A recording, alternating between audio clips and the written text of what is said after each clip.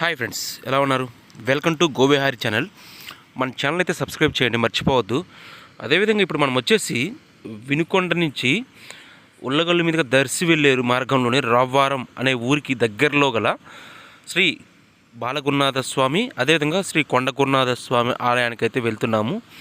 ఈ ఆలయానికి వెళ్ళే దారిలో ఇవన్నీ వచ్చేసి ఈ ఆలయానికి ఒక్కొక్కరికి సంబంధించిన కొన్ని సత్రాలు అయితే కట్టించుకున్నారు. ఈ సత్రాలు ఇవన్నీ వచ్చేసి ఈ సత్రాలు ఏంటంటే వారికి సంబంధించిన వాళ్ళు మాత్రం వచ్చినప్పుడు ఈ సత్రాల్లో అయితే ఉండడానికైతే తిరునాళ్ళు అనేది జరిగిద్ది కదా, ఆ తిరునాళ్ళకి మాత్రం ఈ సత్రాలన్నీ ఓపెన్ చేస్తారు.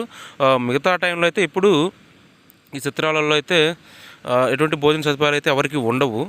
ముందుగానే ఇక్కడికి వచ్చేవారు ఏంటంటే ఓన్ వెహికల్లో అయితే రావాలి, రవ్వారం దగ్గర దిగని రావాలి, లేదా మనకి మెయిన్ రోడ్డు ఉంది కదా ఇందాక వచ్చేసరికి అక్కడ దిగి అయితే నడిచి రావచ్చు ఇక్కడికి.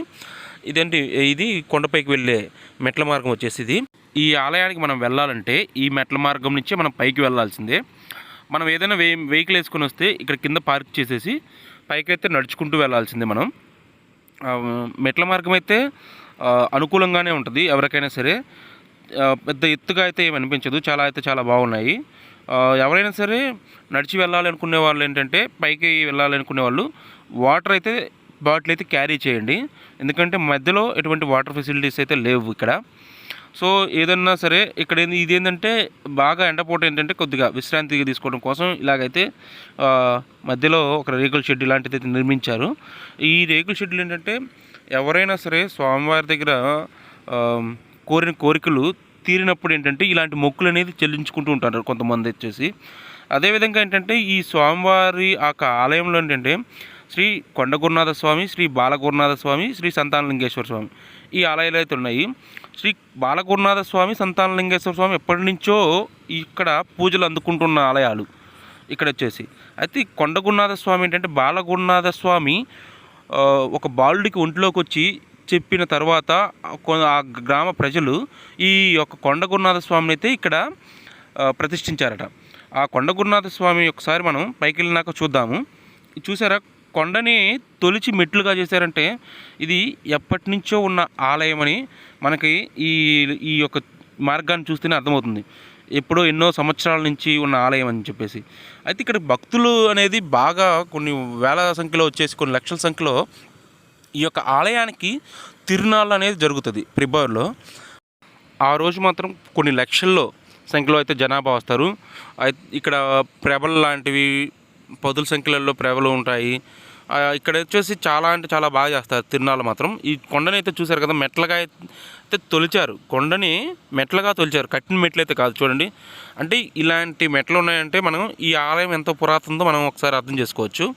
ఇదిగోండి అక్కడక్కడ షెడ్లు అయితే నిర్మించారు కదా. ఇదే విధంగా కొందరు వారి మొక్కులు తీరిన తర్వాత అయితే ఇలా అన్ని ఫెసిలిటీస్ అయితే చిన్నగా ఒక్కొక్కటి అయితే చేసుకుంటూ వస్తున్నారు ఈ ఆలయానికి. మన పక్కన పైప్ లైన్ కదా, ఇది వాటర్ పైప్ లైన్ అండి. అది మనకు దూరంగా కనిపిస్తుంది కదా, అది ఆలయం. ఇది కింద నుంచి మనం వచ్చాము ఇప్పుడు పైకి. ఇది వచ్చేసి ఇప్పుడు మనం ఆలయం దగ్గరికి అయితే వెళ్దాము.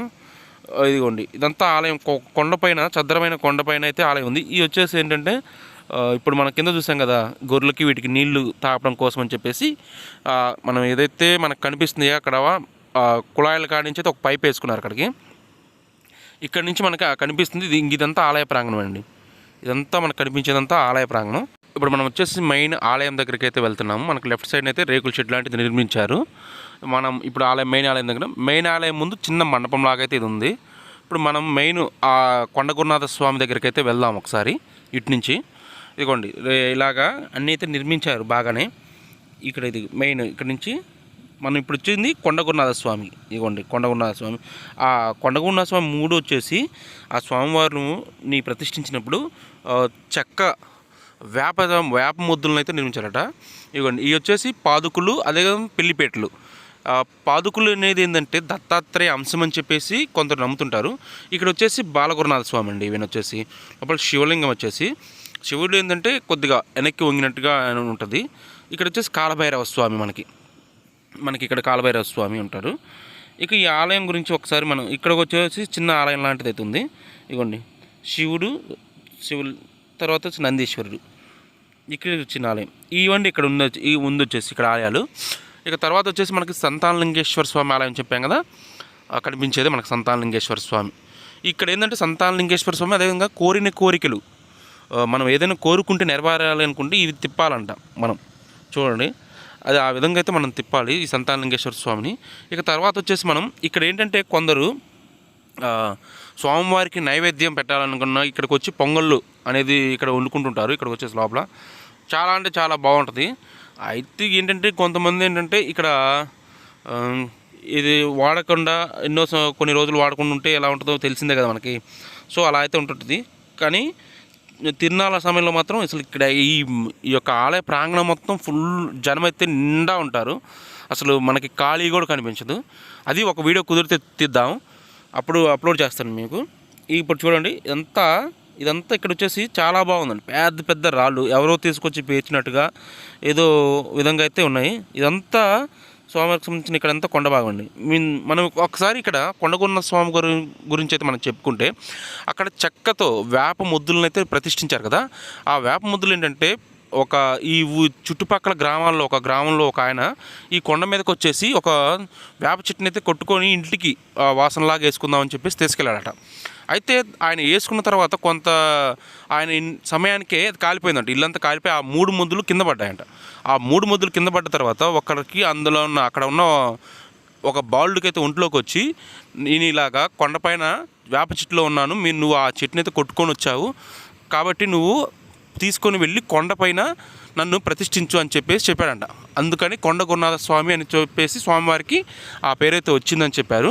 బాలగున్నాథ స్వామి, సంతానలింగేశ్వర స్వామి ఎప్పటి నుంచో ఉన్న పూజలు అందుకుంటూ ఉన్నారు. కొండగున్నాథ స్వామి అనేది చాలామందికి అయితే కులదైవం ఇక్కడ ఈ చుట్టుపక్కల గ్రామాల వాళ్ళకైతే. ఎంతో ఆయన శక్తి గలవాడు అని. ఇక్కడ వచ్చేసి మనకి ఏంటంటే ఈ కోనేరు ఉంటుందండి, చిన్నది అయితే. కోనేరు అంటే చిన్న గుండంలాగా ఉంటుంది.